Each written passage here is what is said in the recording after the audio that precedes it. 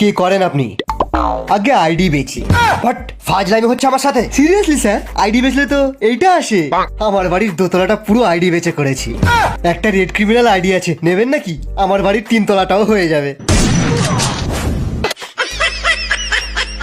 বল শালা, আমার আইডি কোথায়?